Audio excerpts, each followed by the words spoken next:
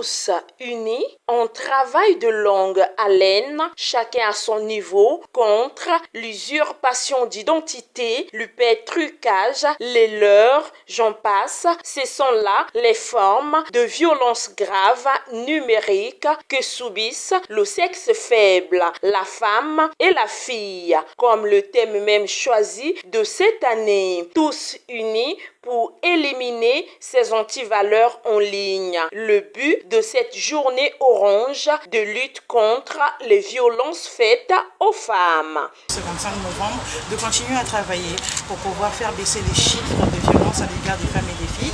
Vous savez que pour nous, ça implique sensibiliser, continuer à sensibiliser la jeune génération, parce que voilà, c'est bien d'inculquer ces valeurs aux jeunes pour avoir donc des adultes qui respectent les femmes et qui ne sont pas auteurs ou complices de violences à leur égard. Mais c'est sensibiliser les plus grands aussi, parce que voilà, nous avons du travail à faire en tant qu'adultes, en tant que leaders communautaires, en tant que parents, pour faire baisser les chiffres de violence à l'égard des femmes et des filles. Écoutez, nous sommes un pays moderne, hein. Tout le monde a un téléphone portable.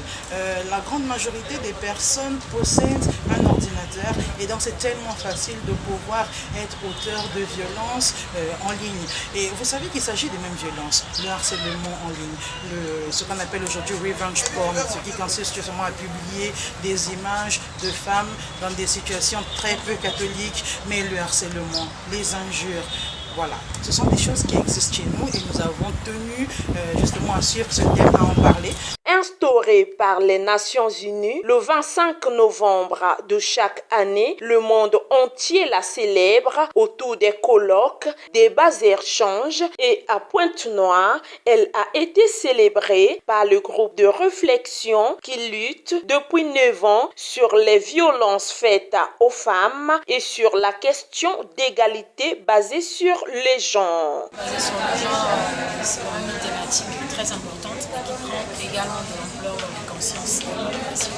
Donc je pense que c'est un élément important, surtout à promouvoir. Oui, voilà, le groupe, c'est un groupe que je fréquente beaucoup, donc simplement encourager, les pousser à en faire encore davantage, parce que les populations en ont besoin, les populations des zones périphériques également, comme ils ont commencé à le faire avec Chopin ici, et même au sein de Pointe-Noire, aller réellement dans des quartiers reculés, où souvent les voix sont un peu muettes, les gens ont souvent du mal à s'exprimer. Il faut aller vers ces points. Tout compte fait, ces impacts de violence numérique peuvent affecter la santé mentale, la vie scolaire, les relations personnelles, au même titre que des agressions